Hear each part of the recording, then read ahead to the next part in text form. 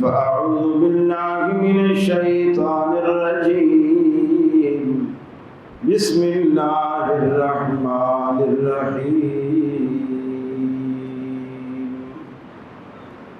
سبحان الذي أسرى بعبده ليلا من المسجد الحرام إلى المسجد الأقصى الذي باركنا حوله لنريه من آياتنا إنه هو السميع البصير.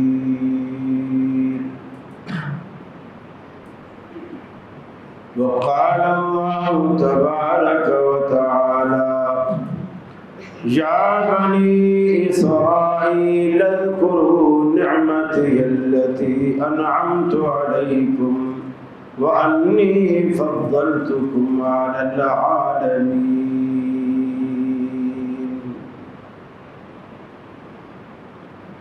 یہ مقصد ہے کہ دنیا سے جہالت دور ہو جائے، کلام اللہ سے مومن کا دل پر نور ہو جائے. یا الہی جب تک کہ میرے جسم میں جان رہے، تجھ پہ صدقے تیرے محبوب پہ قربان رہے. میں رہوں یا نہ رہوں پر دل کی ہے یہ دعا، دین احمد اور عزت قرآن رہے. عزیز ساتھیوں، دوستوں، بزرگوں، ایک جمعے کے وقفے سے اللہ نے پھر ہمیں دوبارہ ملا دیا، یہ اس کا احسان ہے.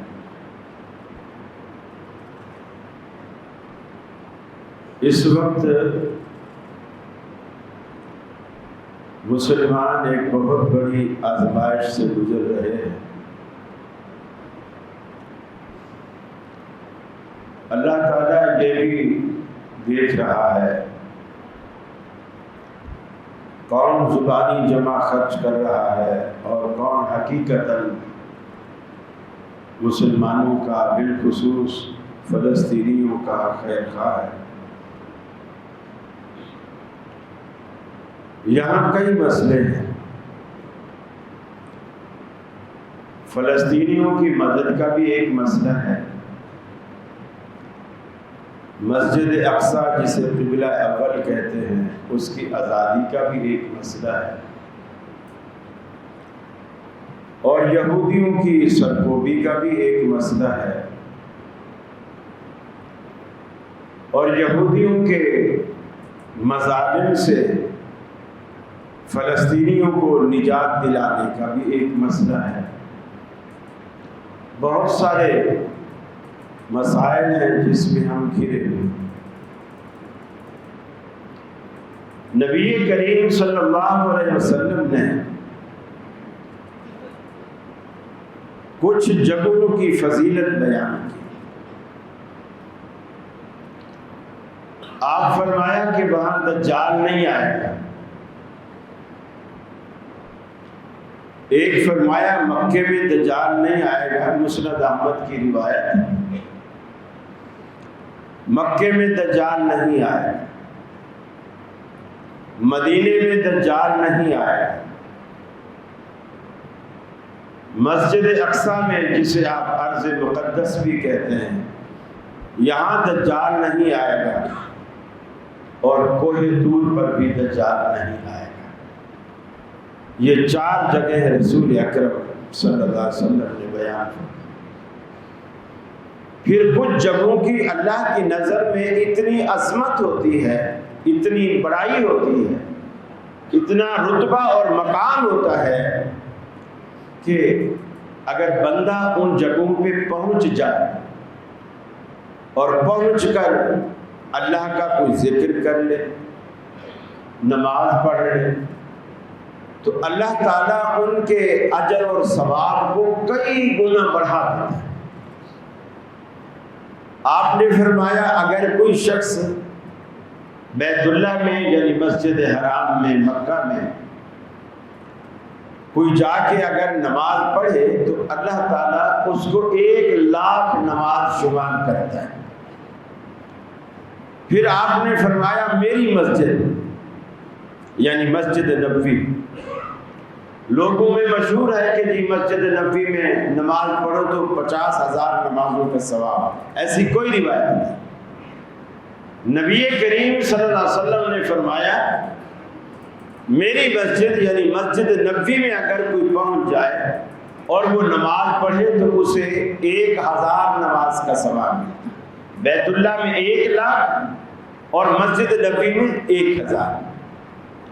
بہت سارے حاجیوں کو یہ غلط فہمی ہوتی ہے کہ جی 40 نمازیں تو مدینے میں پڑھنی پتہ نہیں کس نے پٹی پڑھا دی ہے۔ یہ مسئلہ کسی بھی حدیث کی کتاب میں نہیں اور نہ کسی فقہ والے امام نے لکھا ہے کہ مدینے میں جاؤ تو 40 نمازیں وہاں پڑھنی ضروری ہیں، اس لیے کہ مدینے کا حج سے یا عمرہ سے کوئی لینا دینا نہیں، کوئی تعلق ہی نہیں۔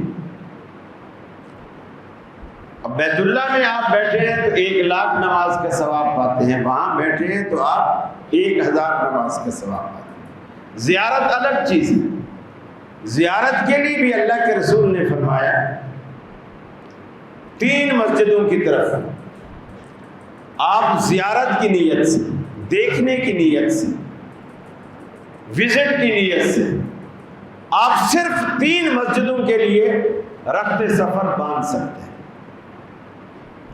زیارت کی نیت سے، دیکھنے کی نیت سے آپ اگر سفر کرنا چاہتے ہیں تو وہ صرف 3 مسجدیں اس کا استحقاق رکھتی ہیں جن کی طرف آپ زیارت کی نیت سے سفر کر سکتے ہیں۔ ایک فرمایا بیت اللہ مسجد حرام، دوسرا فرمایا میری مسجد مسجد نبوی، تیسرا فرمایا مسجد اقصیٰ جسے آپ بیت المقدس کہتے ہیں۔ اور بیت المقدس میں رسول اکرم صلی اللہ علیہ وسلم نے فرمایا اگر کوئی نماز پڑھتا ہے تو اسے 10,000 نمازوں کا ثواب ملتا ہے۔ بیت اللہ میں 1,00,000، مسجد نبوی میں 1,000، بیت المقدس میں 10,000۔ وہاں اگر کوئی نفل پڑھتا ہے یا نماز پڑھتا ہے تو اللہ تعالیٰ اسے 10,000 نمازوں کا ثواب دیتا ہے۔ زیارت کی نیت سے بھی انہی 3 مسجدوں کی طرف جانے کا حکم اور اجازت ہے، بیت المقدس، مسجد نبوی اور بیت اللہ۔ باقی جیسے ہمارے یہاں ہوتا ہے اور جی لاہور گئے ہیں بادشاہی مسجد دیکھنے چلتے ہیں، شرعاً اس کی اجازت نہیں۔ اور جی کراچی آئے ہیں، اور جی گول مسجد، دوبا مسجد دیکھنے چلتے ہیں، شرعاً اس کی کوئی اجازت نہیں۔ اس کے لیے علماء یوں ایک جواز پیدا کرتے ہیں کہ آپ دل میں مسجد کے دیکھنے کی نیت نہ رکھیں، کوئی ایک نماز آپ وہاں پڑھیں۔ مثلا جی آج ہم مغرب کی نماز جو ہے طوبہ مسجد پڑھیں گے، ٹھیک ہے، آپ یار دوست چلے گئے، وہاں ظاہر بات ہے جب آپ نماز پڑھنے وہاں جائیں گے وہ آپ کو نظر بھی آئے گی، آپ دیکھ بھی لیں گے۔ بعض علماء اس کے جواز کا یوں ایک فتویٰ دیتے ہیں کہ اس طرح کر لیا جائے تو اس حدیث کی مخالفت سے انسان بچ جائے۔ بیت المقدس ایک ایسی جگہ ہے جس کے آس پاس بہت سارے انبیاء دفن ہیں، بیت اللہ کے آس پاس۔ جب رسول اکرم صلی اللہ علیہ وسلم دار فانی سے رخصت ہوئے تو جہاں تجاویز صحابہ کرام نے دی ان میں سے ایک تجویز یہ بھی تھی کہ رسول اللہ کو بیت المقدس میں وہاں دفن کیا جائے، کیونکہ بہت سارے انبیاء کی کثیر تعداد وہاں دفن ہے، تو آپ تو امام الانبیاء ہیں تو آپ کو بھی وہی نبیوں کے پڑوس میں وہی ہونا چاہیے۔ پھر اس حدیث پر فیصلہ ہوا کہ پیغمبر وہیں دفن ہوتا ہے جہاں اس کی موت واقع ہوتی ہے۔ پھر سب نے اپنی اپنی رائے واپس لے لی اور نبی کریم کو مدینے میں حضرت عائشہ کے حجرے میں جہاں آپ نے آخری سانس لی اسی جگہ آپ کی تدفین اور آج تک اللہ کے رسول اسی روضہ اقدس میں آرام فرما ہے۔ پہلی بات یہ ہے کہ یہ جو بنی اسرائیل کا معاملہ ہے جس میں یہود اور نصارہ دونوں شامل ہیں، اللہ تعالیٰ نے قرآن مجید میں ان کی بڑی تعریف بھی کی اور ان کے بڑے ناز بھی سہے۔ اگر ہسٹری کو دیکھا جائے تو ایسا لگتا ہے کہ اللہ تعالیٰ کی مخلوق میں یہ اللہ تعالیٰ کی لاڈلی مخلوق تھی، لاڈلی مخلوق، جسے کہتے ہیں نا جیسے کسی شخص کے 4-5 بیٹے ہیں، اس میں کہ ایک لاڈلا ہوتا ہے، وہ لاڈلا پھر بگڑ جاتا ہے، لاڈ پیار اسے خراب کر دیتا ہے، کیونکہ لاڈلے کو زیادہ روک ٹوک نہیں ہوتی، جو مانگے دے دیا جاتا ہے، جو کہے مان لیا جاتا ہے، تو وہ پھر خود سر ہو جاتا ہے۔ بنی اسرائیلی بھی بجائے اس کے اللہ کا معاملہ بندوں کے معاملے سے مختلف ہے۔ بندے تو اس کی محبت میں گرفتار ہوتے ہیں، اس لیے اس کا ہر نخرہ ہر لاڈ اٹھاتے ہیں۔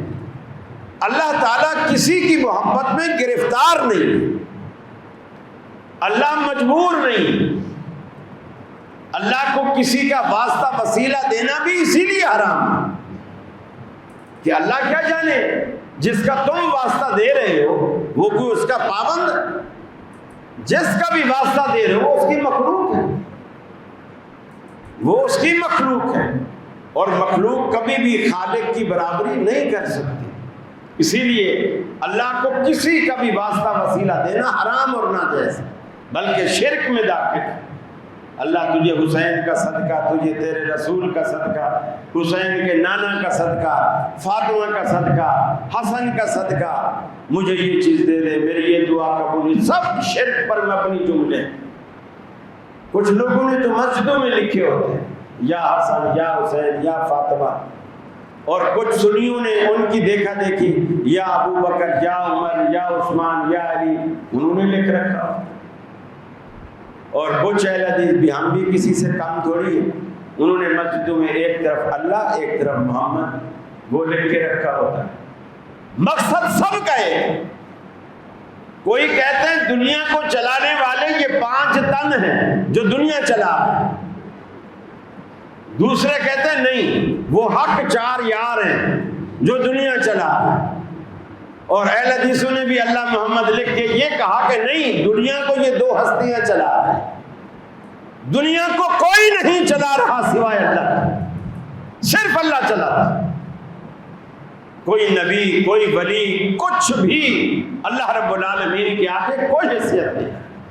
ہاں اللہ ان لوگوں سے محبت ضرور کرتا ہے مگر ان کی محبت میں گرفتار نہیں ہے، جیسے باپ اولاد کی محبت میں گرفتار ہوتا ہے، اللہ کسی کی محبت میں گرفتار نہیں، بلکہ اس کی بے نیازی کا عالم دیکھو۔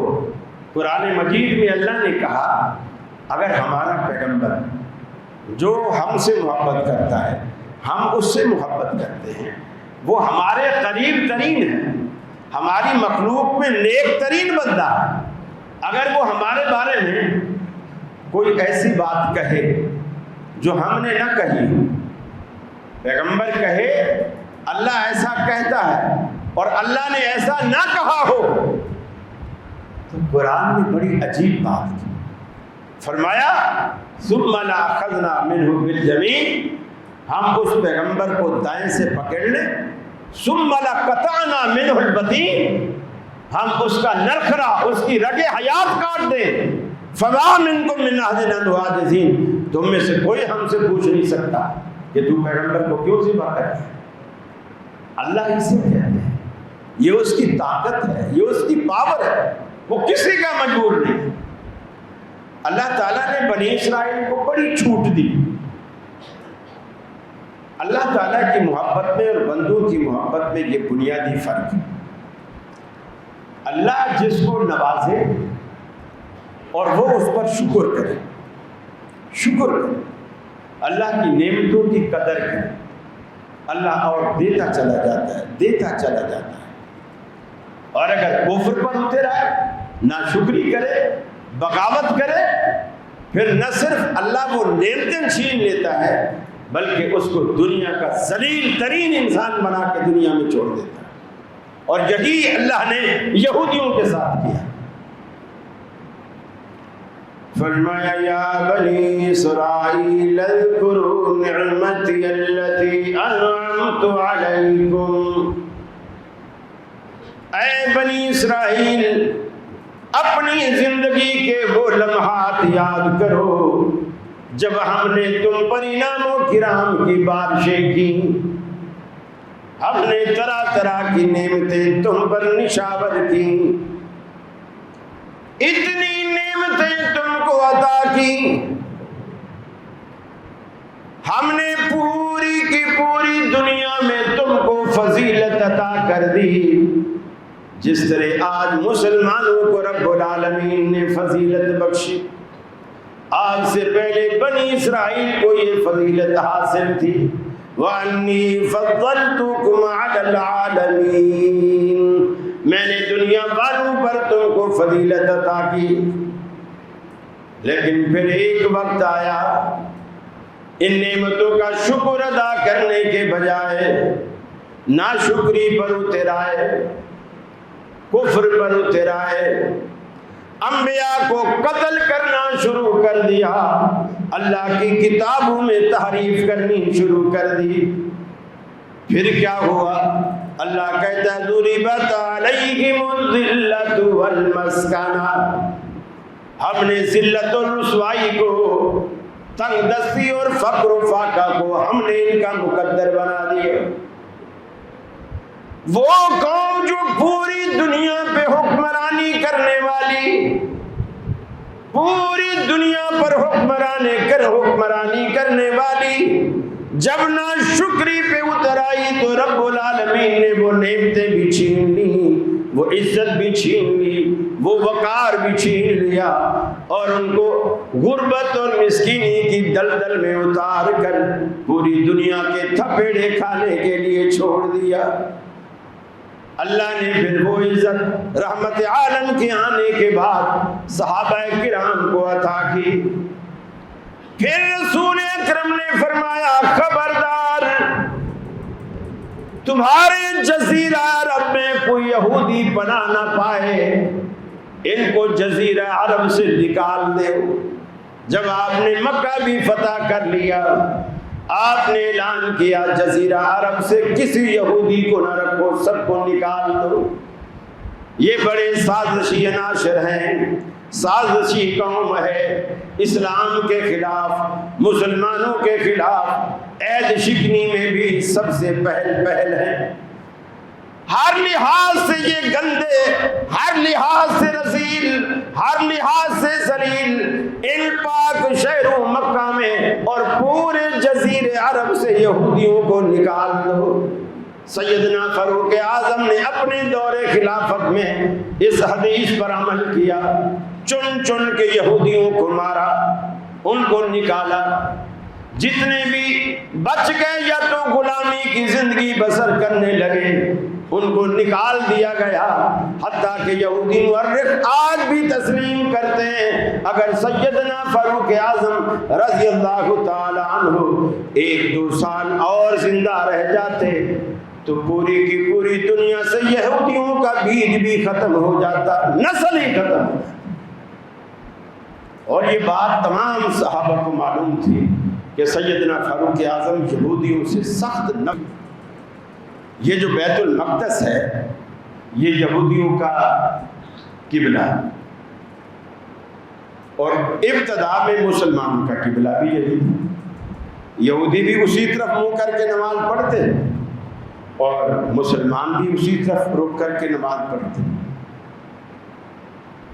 جب آپ مدینے آ گئے، مکے میں تو آپ کو یہ موقع مل جاتا تھا، جیسے آپ مقام ابراہیم پر طواف کے بعد 2 نفل پڑھتے ہیں تو آپ کو یہ موقع مل جاتا ہے کہ سامنے مقام ابراہیم بھی ہو اور بیت اللہ بھی ہو. یہ بھی شرعی حکم ہے کہ اس طرح کھڑے ہو وہ نفل پڑھنے کے لیے طواف کے کہ مقام ابراہیم بھی تمہارے سامنے اور سمت بیت اللہ کی بھی ہو. جب آپ مدینہ چلے گئے تو آپ ایسا کر نہیں سکتے تھے۔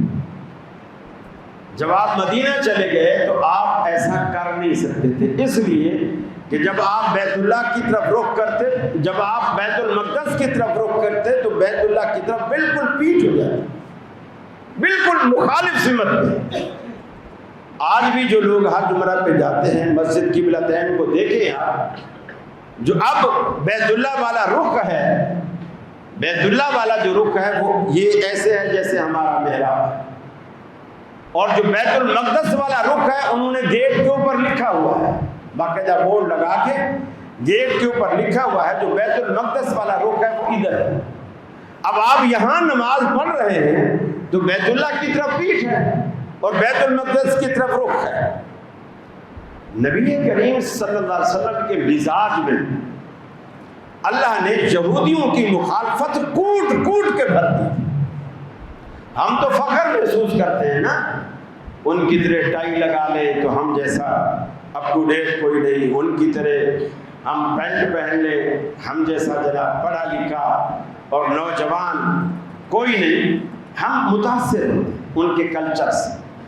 اللہ کے رسول کے دل میں ہر وقت یہودیوں کی مشابہت سے نفرت رہتی تھی، حالانکہ یہ عبادت کا معاملہ تھا اور اللہ نے حکم دیا ہوا، لیکن دل میں یہ بات آ گئی یار یہودی بھی ادھر منہ کرتے ہم بھی ادھر کرتے، پھر ہم میں یہودیوں میں فرق ہے کیا؟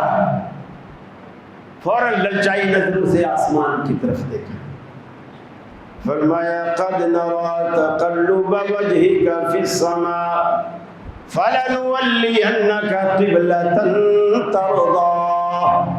اے حبیب پریشان نہ ہو، ہم بار بار آپ کے رخ زیبا کو آسمانوں میں پلٹتا ہوا دیکھتے ہیں، آپ للچائی نظروں سے ہمیں ہمیشہ اوپر کی طرف منہ اٹھا کے دیکھا کرتے ہیں، آپ کی نظروں میں التجا اور تمنا ہوتی ہے، ہم آپ کی اس التجا کو قبول کرتے ہوئے ہم آپ کا قبلہ وہی قبلہ ابراہیمی کر دیتے ہیں جس کی آپ کے دل میں تمنا ہے۔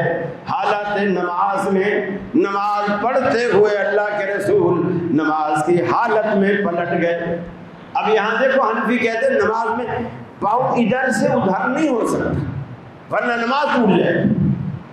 اللہ کے رسول نے نماز کو باقی رکھا، پورے صحابہ گھوم گئے، آپ بھی گھوم گئے، اب امام پیچھے ہو گیا اور مقتدی آگے ہو گئے، اللہ کے رسول صف چیر کر پھر آ گیا، کیونکہ اب قبلہ اس طرف، پہلے اس طرف تھا تو آپ آگے اس طرف کھڑے تھے، اب قبلہ اس طرف ہو گیا تو آپ کو آگے اس طرف آنا پڑا۔ چلے، یہ تو نہیں فرشتوں نے اٹھا کے رکھا، آپ چلے۔ یہ اپنی طرف سے جو دین میں تبدیلیاں رد و بدل اللہ کو بالکل پسند ہے۔ اللہ کے رسول تہجد پڑھ رہے ہیں، حضرت انس آپ کے پاس آ کے کھڑے ہو گئے، وہ بھی وضو کر کے آئے، انہوں نے سوچا میں بھی تہجد پڑھ لوں آپ کے ساتھ، تو وہ اس طرف آ کے کھڑا ہوا، بائیں طرف، رسول اللہ کے بائیں طرف آ کے کھڑا ہوا جس طرف امام کھڑا ہوتا ہے۔ دو بندے جب نماز پڑھیں یا پڑھائیں جماعت کے ساتھ تو جو امام ہے وہ مقتدی کے بائیں طرف کھڑا ہوگا، مقتدی کے بائیں طرف کھڑا ہوگا، اور جو مقتدی ہے وہ امام کے دائیں طرف کھڑا ہوگا۔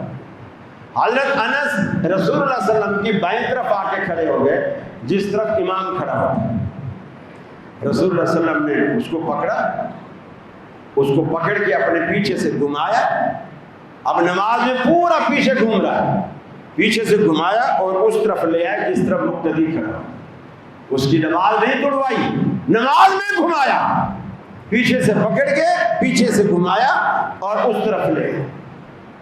دین بڑا آسان ہے اگر نبی کریم کی زبان اقدس سے لیا جائے۔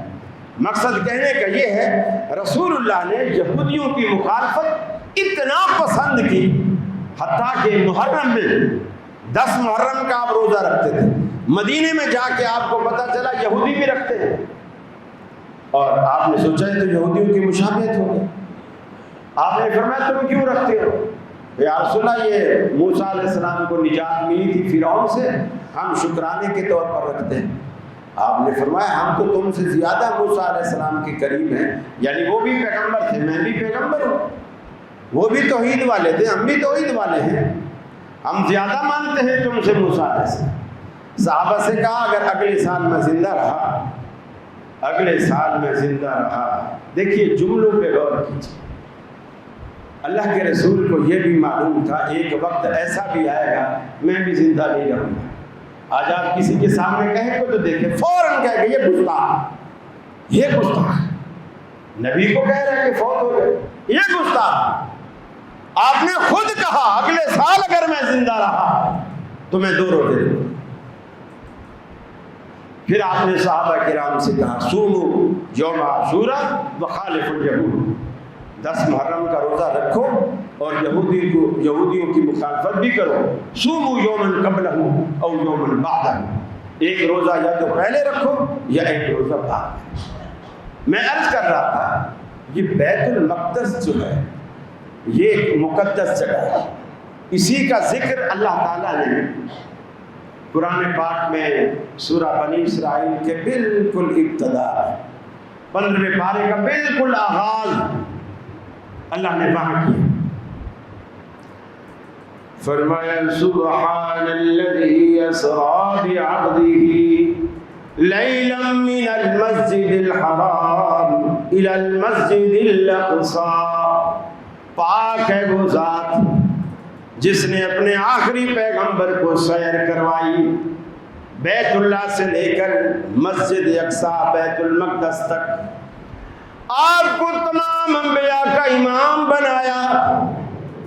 بیت المقدس کے اندر تمام انبیاء کی روحیں جمع ہیں، حضرت جبریل علیہ السلام بھی جمع ہیں، آدم علیہ السلام بھی جمع ہیں۔ اللہ کے رسول فرماتے ہیں میں سب کو دیکھ رہا ہوں، میرے دل میں یہ بات پیدا ہو رہی ہے کہ آج بابا آدم نماز پڑھائیں گے، آج ابراہیم علیہ السلام نماز پڑھائیں گے۔ میں ابھی سوچ ہی رہا تھا کہ جبریل نے میرا ہاتھ پکڑا اور مصلی پہ کھڑا کر دیا، پوری دنیا کو بتا دیا محمد عربی جس جگہ موجود ہوں امامت کے مصلی کا حق اس کے سوا کسی کو حاصل نہیں، جائے کہ پیچھے پیغمبر ہی کیوں نہ ہوں۔ آج دنیا کے عقیدے دیکھیے، کہیں گے اللہ کا رسول ہر جگہ موجود ہے، ان کی مسجد میں بھی موجود ہے، ان کے ممبر کے پاس بھی موجود ہے، ان کے مصلی پر بھی موجود ہے۔ جب نماز کھڑی کرنے کا وقت آئے گا مولوی صاحب بھاگ کر مصلی پہ کھڑے ہو جائیں گے۔ خود اعلیٰ حضرت کا درود ہے، دم بدم پڑھو درود، آقا بھی ہیں یہاں موجود۔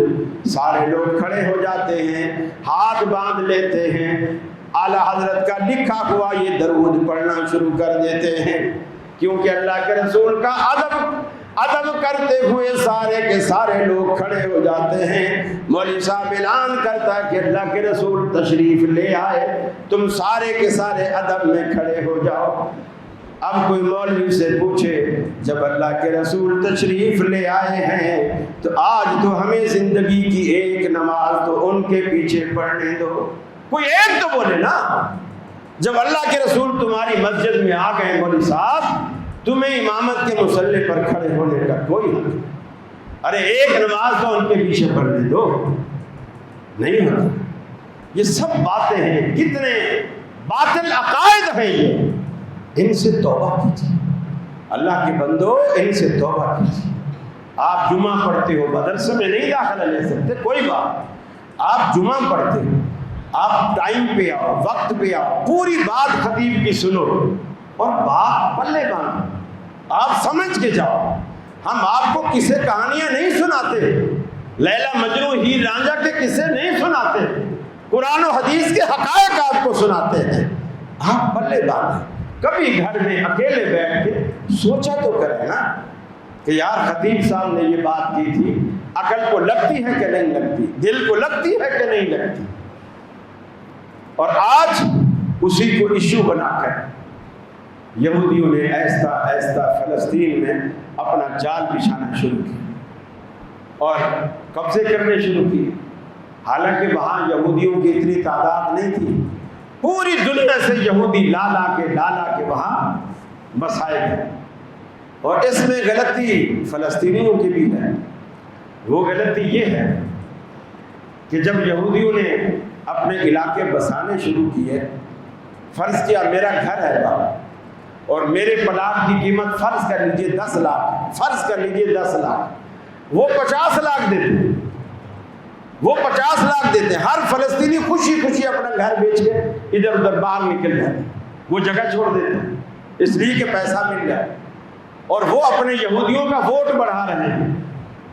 ایک دوسری بات، مجھے علماء پہ بھی سچی بات ہے افسوس ہوتا ہے، دنیا میں کچھ علماء حق جو ہمیشہ حق کا ساتھ دیتے ہیں، کچھ علماء سو جو نہ حق کا ساتھ دیتے ہیں اور حق کی مخالفت کرتے ہیں۔ میں نے کئی مولویوں کے کلپ سنے ہیں جو لوگوں کو یہ کہہ رہے ہیں اور اس جہاد سے اور فلسطینیوں کی مدد سے دور کر رہے ہیں، یہ کہہ کر کہ بھائی یہ جو حماس والوں نے حملہ کیا ہے نا، یہ حماس والے سارے شیعہ ہیں، یہ سارے شیعہ ہیں، اور اگر ان کا ساتھ دو گے تو پوری اسٹیٹ شیعہ بن جائے گی، یہ سارے شیعہ ہیں، فلاں وہ ہے فلاں وہ ہے۔ دیکھیے جب یہاں قادیانیوں کے خلاف تحریک چلی تھی نا، قادیانیوں کے خلاف، جب قادیانی کافر قرار نہیں دیے گئے تھے، مسلمان، اس وقت شیعہ، بریلوی، دیوبندی، اہل حدیث سب کی ایک ہی آواز تھی، سب کی ایک آواز تھی کہ جو ختم نبوت کا انکاری ہے وہ کافر، سب کی ایک ہی آواز تھی۔ اس وقت کسی نے نہیں کہا کہ شیعہ باہر نکل جاؤ، کبھی بھی کوئی تحریک قوموں کو منتشر کر کے، قوموں کو لڑا کر کبھی بھی کوئی تحریک کامیاب نہیں ہوتی۔ یہ سوچنے کا انداز بالکل غلط ہے۔ دیکھیے میں بھی مانتا ہوں حماس والے شیعہ ہیں، ان کی پشت پر ایران ہے، لیکن کیا اگر آج ابو جہل آئے اور وہ یہ کہے کہ لوگوں اللہ ایک ہے، ایمانداری سے بتائیے ہمیں کیا کہنا چاہیے؟ چونکہ یہ ابو جہل ہے ہم نہیں مانتے اس کی بات، چونکہ یہ ابو جہل ہے ہم اس کی بات نہیں مانتے۔ ہم کہیں گے یار خود بھلے جیسا بھی ہے لیکن یہ بات تو اچھی کر، یہ بات تو صحیح کر، وہ حماس والے جیسے بھی ہیں، ارے آپ کو توفیق نہیں ہوئی یہودیوں کے آگے سینہ دینے کی، اگر ایک شیعہ تحریک کو توفیق ہوئی ہے، آپ دو ساتھ یہودیوں کو مار ہی رہے ہیں نا، یہودیوں کو دودھ تو نہیں پلا رہے، مار رہے ہیں نا، آپ حمایت کریں۔ اور کچھ یعنی کتنی تعجب کی بات ہے، 24 ممالک مسلمانوں کے، 24 اسلامی ممالک جن کی فوج کا سربراہ ایک، وہ جو آپ کا پاکستان چھوڑ کے گیا ہے جنرل رحیل شریف، ایک سربراہ ہے 24 ممالک کی فوج کا، لیکن فلسطینی پس رہے ہیں، ظلم کی چکی میں پس رہے ہیں۔ ارے تمہاری یہ قیادتیں اور یہ فوجیں کب اور کس وقت کام ہیں؟ کیوں رکھی ہوئی ہیں؟ ان پر اتنا بجٹ اور اتنا سب کچھ کیوں خرچ ہو رہا ہے؟